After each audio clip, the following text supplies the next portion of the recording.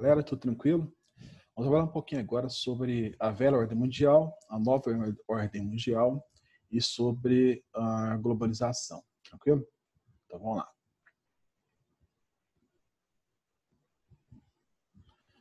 Bom, velha e nova ordem mundial primeiro, tá? Vocês vão observar nesse mapa aí que durante o período da velha ordem mundial, daquele período bipolar que existia no mundo, nós tínhamos a classificação do mundo aí, né, em três mundos, digamos assim. O primeiro mundo, que eram os ricos, desenvolvidos, capitalistas, né?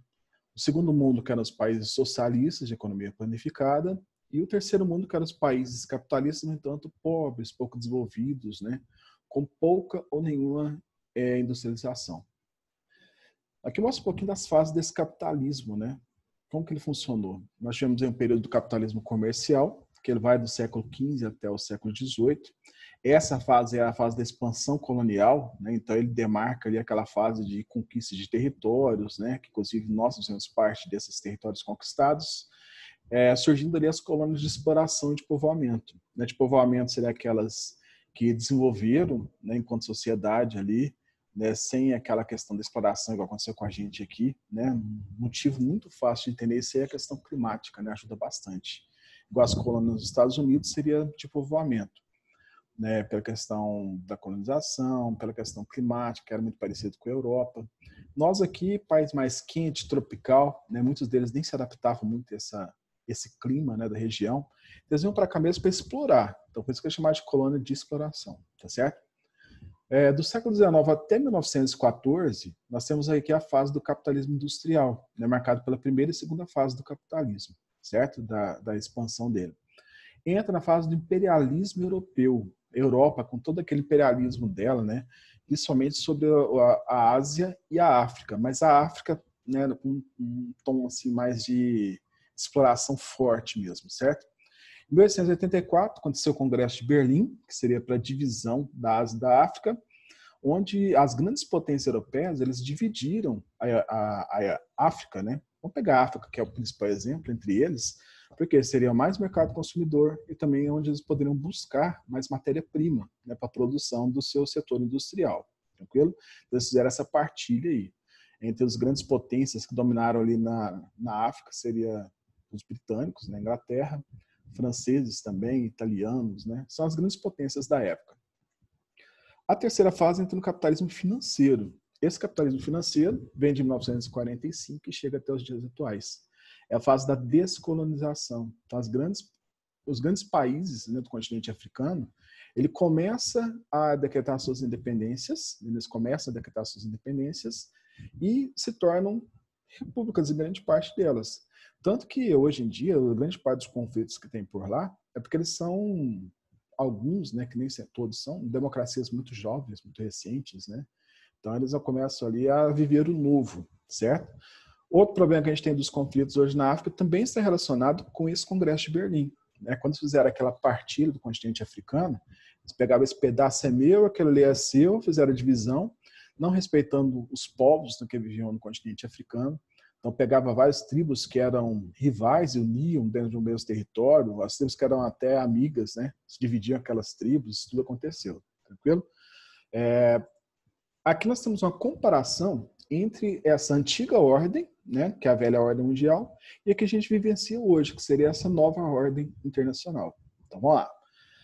A antiga ordem internacional foi de 1945 até 1989. A nova ordem vem a partir da década de 90, né, então ela é mais recente. Na antiga ordem mundial, nós tínhamos a bipolaridade política. Então, você estava do lado dos Estados Unidos, né, no sistema capitalista, ou você estava do lado dos soviéticos, né, dentro do sistema socialista. Tá? Atualmente, como funciona a nova ordem? É a multipolaridade econômica. Quem tem poder, quem tem dinheiro, quem é rico, domina aqueles que são pobres. Tá? Aí a gente entra naquela DIT, né, Divisão Internacional do Trabalho. Tranquilo? Na antiga ordem, quem dominava? Estados Unidos e União Soviética. Seriam as duas grandes potências que dominavam o planeta. Hoje, os Estados Unidos, o Japão e a União Europeia, né, somando aqui as grandes potências, como França, Alemanha, né, Inglaterra. Atualmente também nós temos aí o Japão, né, entra a China, que vem dominando bastante, aí, muita área de influência para ela na atualidade, certo? Na antiga ordem, nós vivenciamos o período da Guerra Fria, né? Essa Guerra Fria foi um período intenso ali de conflitos ideológicos, né? O conflito propriamente dito ele não aconteceu, mas era muita pressão, né, durante o período da Guerra Fria. Atualmente nós vivenciamos na nova ordem mundial a fase da globalização. Nós vivenciamos isso hoje, né? Na antiga ordem, alianças militares. Então entra com a OTAN, Pacto de Varsóvia. Hoje são os blocos econômicos. Então o negócio hoje não é mais quem tem poder militar. Isso julga muito em questão de até respeito ou medo, né, em relação a outras nações. Mas o que comanda hoje mesmo seria as alianças econômicas, né? Esses blocos econômicos surgiram numa tentativa de juntar forças para competir no mercado internacional. Tranquilo? Mas a gente vê isso na aula lá dos blocos econômicos, tá? Só dando uma adiantada, né? Ele surgiu ali como Benelux, né? Bélgica, Holanda e Luxemburgo. Países muito pequenininhos, fracos ali na questão de concorrência, daí se juntaram para ganhar força, né? E o mundo viu aquilo como um bom exemplo e hoje a gente vive essa questão dos blocos econômicos. Na antiga ordem internacional, nós vivenciamos ali aquela corrida armamentista, né? As pessoas produzindo armas, quanto mais armas, mais poder eu tenho, e a corrida aeroespacial também, né? Demonstrando o avanço da tecnologia. Hoje é disputa comercial. Então nós temos aí uma disputa forte, né? A gente pode citar inclusive a questão da China com os Estados Unidos, né? Competição de acordo com o mercado mundial. Tranquilo? Aqui mostra esse mundo multipolar nos dias atuais, então a formação dos blocos econômicos, né, grandes alianças que acontecem, tanto no continente americano que domina os Estados Unidos, né? Nós temos dois grandes blocos aí que surgiram, que é o NAFTA no hemisfério norte e o Mercosul no hemisfério sul. A União Europeia, né, que domina toda essa faixa, Europa e África também, e a influência do Japão, né, nessa parte da Oceania, tá? E a nova seria a China, que vem dominando grande parte da Oceania, parte também da Ásia, África e um pouquinho de influência também na América, né? Principalmente na América Latina, certo? Mas hoje em dia uma coisa que vem merecendo muito destaque nessa questão de influência é a influência que a China vem apresentando na África, né? Eles estão fazendo lá, dentro da questão da agricultura, por exemplo, né? A Revolução Verde africana está acontecendo por lá agora, tá? Não só isso, mas vários investimentos, tá? A produção de alimentos, produção de matéria-prima voltada para o mercado chinês, tranquilo? Essa linha azul escura aqui, ela está simbolizando o que hoje nós temos da divisão do mundo entre os países ricos, acima da linha, e os países pobres que estariam embaixo dessa linha, tá? Aí a gente observa, né, que dois países estão inseridos no hemisfério norte, apesar de estarem geograficamente no hemisfério sul, que são nações ricas que estão no hemisfério sul, a Austrália e a Nova Zelândia. Beleza? Bom, isso tudo influencia na globalização, que é o processo que a gente vai trabalhar. Então, vamos lá. O que seria essa globalização? Ela é um processo de integração mundial, né? Ela não é local, ela acontece no mundo inteiro. Será uma interação entre as grandes potências e as mais fracas, juntando forças para competir nesse mercado. Então, com isso, nós vamos ter a integração política, econômica, social, cultural, né? Todos os países começam a funcionar como se fosse uma coisa só, mas mantendo a sua soberania, né? Isso a gente não pode esquecer. Tranquilo? É o termo que a gente usa muito em relação à globalização, né? A aldeia global. A aldeia global é como se nós funcionássemos como um só. Tranquilo? Contextualização histórica aqui é para a gente entender esse processo de globalização. Porque o que a gente vê, né, o que a gente estuda, dá a sensação que é uma coisa muito recente, né? Vindo ali pela década de 90. Mas, na verdade, ela é mais antiga. Globalização não seria essa interação de âmbito cultural, social, econômico e político. Nas grandes navegações, as grandes potências europeias, elas já saíram aqui da Europa, vinham em direção à América com a colonização, em direção à África, em direção à Ásia. Já tinha trocas comerciais aqui, já existiam também a questão da troca cultural, né? Então, nesse processo aqui, já se entende como sendo a globalização. A questão que a gente entende da década de 90 para cá, gente, é por conta da tecnologia, da informática, né, da própria internet, né, a partir da década de 90. Mas, na verdade, a globalização ela é bem mais antiga, certo? Quando a gente fala de mundo globalizado, nós temos que entender como é que funciona a política da coisa, né? Então, nós temos o período aí do neoliberalismo, o novo liberalismo. Então, nós temos aí uma política muito forte, né, dentro do neoliberalismo, né, onde o Estado ele não comanda mais como ele já comandou no passado. Tá certo? Ela começa a partir da década de 70. Nós temos grandes nomes aí, né, que acabaram surgindo dentro desse processo neoliberal, né? A figura de Estado mínimo aqui, gente, é importante, tá? O Estado não manda mais. Quem manda são as grandes empresas transnacionais.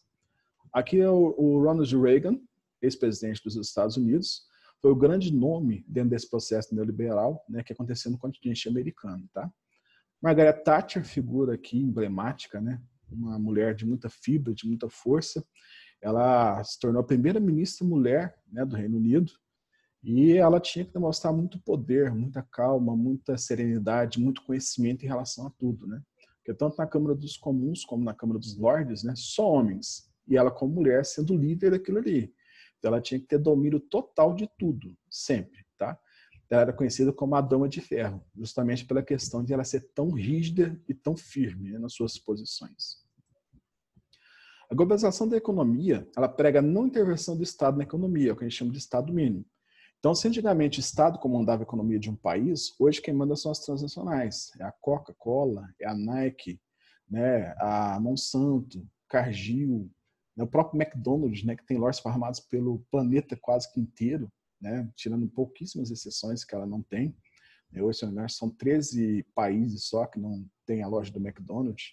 Mas o Estado mínimo, o Estado não manda. Quem manda são eles. Qual que seria, então, o papel do Estado dentro desse processo da globalização com o neoliberalismo? Ele é um órgão regulador e fiscalizador. Seria só isso. Então, no caso ali, ele vai gerir recursos vindo desse processo de desenvolvimento dentro da globalização, tá? Investindo em saúde, educação, segurança nacional, esse tipo de coisa. E ele prega as privatizações, né? As pessoas são contra a questão da privatização, mas a privatização seria a questão da venda das empresas estatais, né? O governo, gente, ele não foi criado para ser chefe, né? Esse é o pensamento neoliberal. O governo, ele surgiu para poder cuidar do povo, não para ser chefe. Então, o que prega o neoliberalismo é privatização, é venda, vender tudo. No Brasil, nós tivemos um destaque dentro do processo das privatizações aí, com o neoliberalismo muito forte, né, com o Fernando Henrique Cardoso, tá? O FHC. O FHC privatizou as grandes empresas estatais. Ainda tem algumas aí que continuam, né? Dentre, a grande parte delas são pequenas, tá? A maior delas que continua até hoje seria a nossa Petrobras, né? Onde o povo tem toda essa paixão com a Petrobras, porque acha que recurso energético ele tem que ser gerido pelo Estado. Mas em outros países do mundo não é o Estado, são privados, certo? Então faltou a Petrobras aqui. As etapas dessa integração, se dentro do mundo globalizado, né, dentro dessa nova ordem mundial, nós temos que nos unir, né, unir forças para poder conseguir competir nesse mercado aí, né, feroz que tem pelo mundo afora. Então nós temos algumas etapas a serem seguidas. A primeira delas seria a zona de livre comércio. Zona de livre comércio é quando você começa a juntar os países membros daquele bloco, e aí dentro do bloco a gente começa a fazer acordos. Então você tem uma tarifa de 15% sobre determinado produto, né? Dentro do bloco vai ser 0, ou vai ser 1, 2%. O mais comum é zerar, tá? Você não tem tarifas entre os países do bloco. Hoje um exemplo de zona de livre comércio que nós temos é o próprio NAFTA. O NAFTA está nesse estágio aqui. Ou seja, são acordos comerciais entre Estados Unidos, Canadá e o México. Só. Tá? Não tem nada mais do que isso. Terminada essa primeira fase aqui, nós entramos na segunda fase. A segunda fase seria da União Aduaneira. A União Aduaneira, gente, ela já estaria mais integrada, né? Toda a documentação em relação à exportação, né? As vendas para as outras nações ou para outros blocos, ela começa a ser organizada. Então é criada a TEC, a Taxa Externa Comum. Ou seja, eu, Alemanha, vou comprar do Mercosul. Tanto faz se esse produto está vindo do Brasil, está vindo da Argentina, Paraguai ou do Uruguai. É a mesma coisa. Então, essa fase seria da União Aduaneira. A terceira, mercado comum, né? O Mercosul está nessa fase da União Aduaneira, tá? A terceira, mercado comum, nós só temos a União Europeia que está inserida nesse mercado comum, porque ela é um pouquinho mais complexa, né? Ela é muito mais detalhada. O principal ponto dela, temos livre circulação de pessoas, produtos e serviços. Então, a questão da circulação de pessoas, né? As pessoas que vivem na União Europeia, elas têm livre circulação de um país para o outro. Eu posso, de repente, morar na Bélgica e jantar em Paris, vou para a França.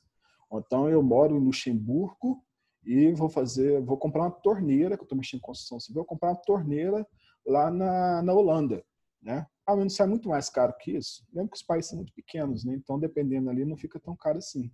E não tem tarifação. Né? Você pode sair lá, fazer suas compras, depois voltar. Tá? Então, livre circulação de pessoas, livre circulação dos produtos, igual eu citei para vocês, E também de serviços. Eu posso colocar um serviço de call center meu, né, uma cobrança, por exemplo, né, de uma empresa italiana, e eu colocar isso na Áustria. Poderia colocar, tá? Sem pagar tributo, sem pagar nada por conta disso. É como se estivesse dentro do próprio país. Tá?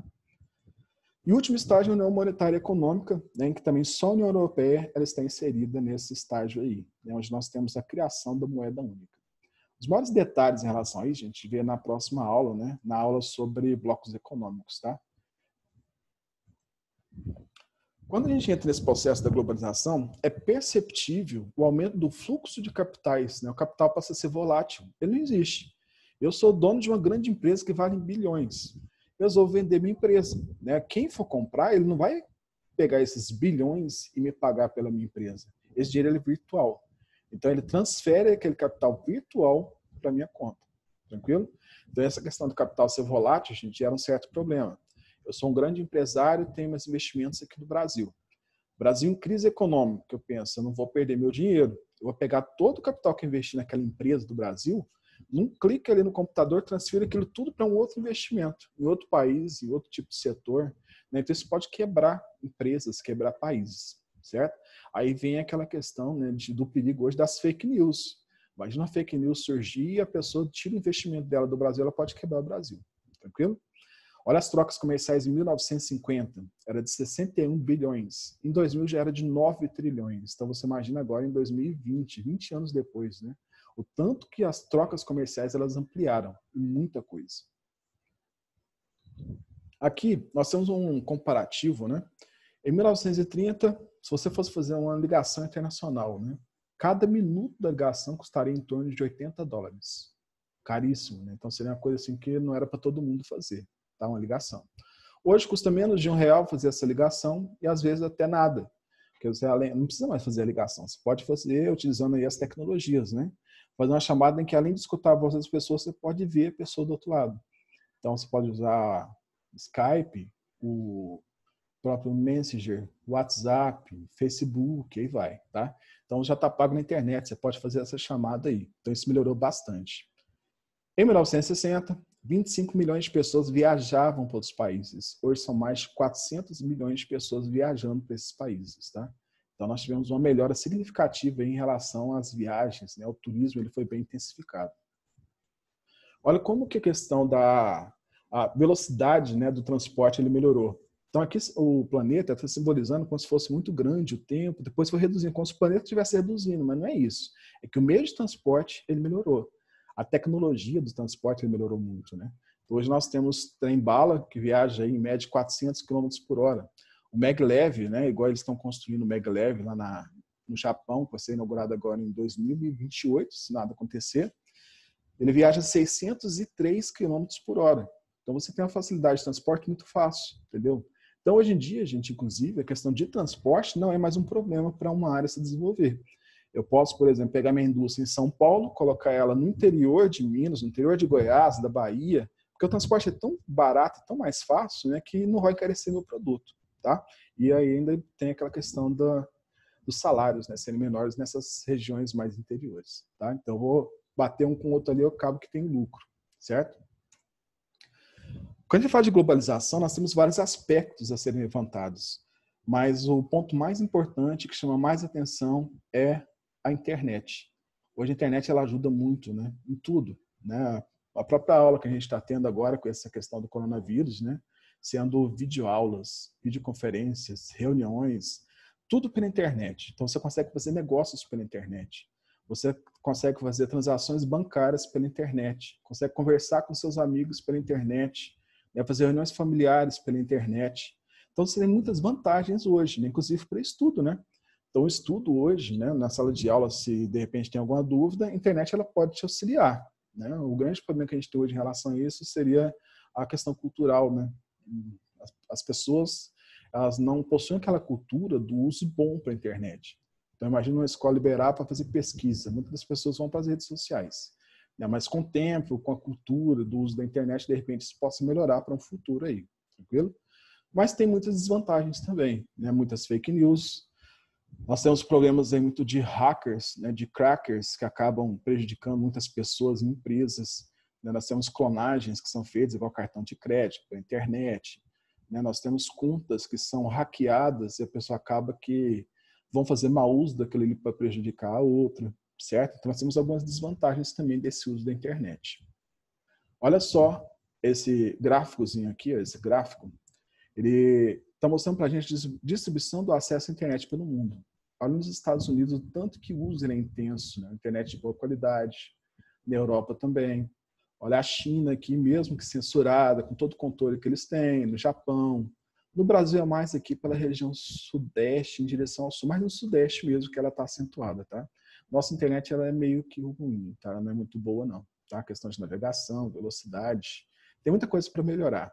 Os países ricos têm internet pública em todo lugar, né? Aqui a gente está começando com essa cultura, mas ainda não é de boa qualidade, que muitas pessoas usando ao mesmo tempo acaba que sobrecarrega essa internet. Quais seriam as consequências da globalização? Bom, claro, né? Desemprego. Globalização não traz a tecnologia. Com a tecnologia nós temos o desemprego estrutural. As máquinas tomando conta do que o homem antigamente fazia. A gente viu, inclusive, em algumas aulas anteriores, né, acho que de população fala bastante sobre isso. A questão da máquina que tira o seu emprego nos caixas eletrônicos, né, no caso dos bancos, no estacionamento, numa loja de conveniência, né, a gente tem muito disso aí, tá? A própria URA que a gente tem hoje das empresas que prestam serviço para a gente, né, de telefonia, elas tiram emprego. Antigamente, centenas de pessoas estavam ali para te atender. Hoje, uma URA te atende, né, te dá opções ali com números, ou às vezes até mesmo programa de voz. Você fala o que precisa, ela pega e te retorna, e caso não consiga, transfere para o atendente. Então, reduziu muito, né, os cargos, né, de trabalho nessas empresas. Perda do poder do Estado perante o mercado. É o neoliberalismo, né? Se a globalização ela prega o neoliberalismo, a gente tem ali as grandes empresas, as grandes transnacionais dominando. Então, hoje em dia, o Estado ele não tem mais poder igual já teve no passado, não. O fortalecimento do domínio de alguns países em relação aos demais. São aqueles que são mais desenvolvidos. Então, a gente tem o caso dos Estados Unidos, países europeus que acabam dominando todo o restante. Concentração de renda. Então, com a globalização, essas nações ricas ficaram cada vez mais ricas, né? Elas acabam concentrando muito mais a renda, né? Porque as grandes transnacionais, elas são dos países ricos, são dos Estados Unidos, são britânicas, francesas, japonesas, né? Agora também as chinesas. E, por fim, a questão da exclusão social. Nem todo mundo faz parte desse mundo globalizado, gente. Isso é uma realidade, tá? Nós temos muitas nações que fazem parte, mas se você pegar a África, por exemplo, né, tem muitas nações que eles não estão inseridos. Lá não tem essas transnacionais. Lá não está inserido nesse mercado aí onde a economia derruba outra economia. A Bolsa de Valores de Tóquio cai do mundo inteiro. Mas na África, isso acaba não acontecendo por conta da questão da pobreza que vem ali, por ser uma área muito explorada, né? Questão histórica. Tranquilo? Bom, em relação à velha ordem mundial, a essa nova ordem mundial, seria isso, né?